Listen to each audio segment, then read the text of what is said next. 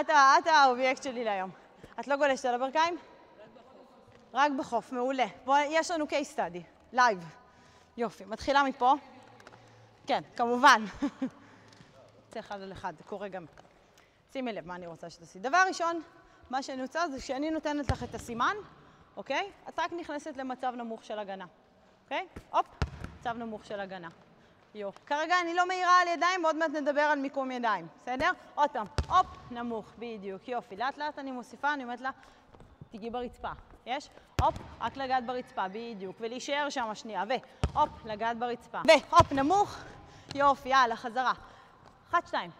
יש, והופ, נמוך, 1, 2. הלאה, חזרה, ועוד פעם נמוך, ו-1, 2, מעולה, מתחיל לראות טוב, והופ, נמוך, ו-1, 2, יופי. מתחילה לזרוק כדור, אוקיי? והופ, נמוך, יופי, וזוזי קדימה לכדור, מעולה.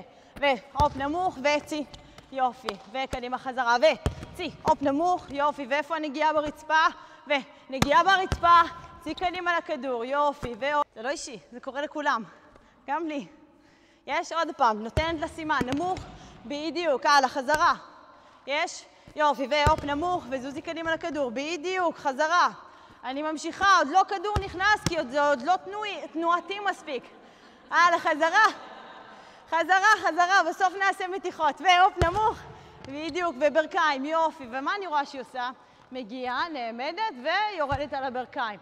לאט לאט אני מבקש ממנה לעשות את זה יותר כגליץ'. עזבי את הכדור, אל תחשבי עליו. פשוט תתגלצ'י קדימה, גלצ'י קדימה, בדיוק, הלאה, חזרה. יפה, וקדימה, עוד פעם.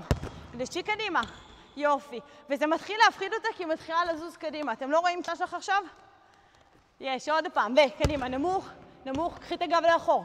עוד פעם, חזרה, והופ, נמוך, 1, 2, ולגלום, מעולה. עכשיו תנסי פחות לפתוח את הרגליים וטיפה לסגור אותם בזמן הגלישה.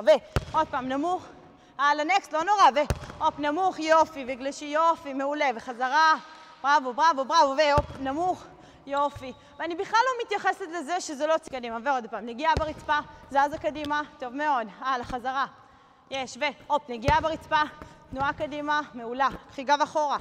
יש, הלאה, חזרה, נגיעה ברצפה, נמוך, וטוב מאוד. הלאה, חזרה. יש, ונגיעה ברצפה, ונמוך. טוב מאוד. מתחיל להיות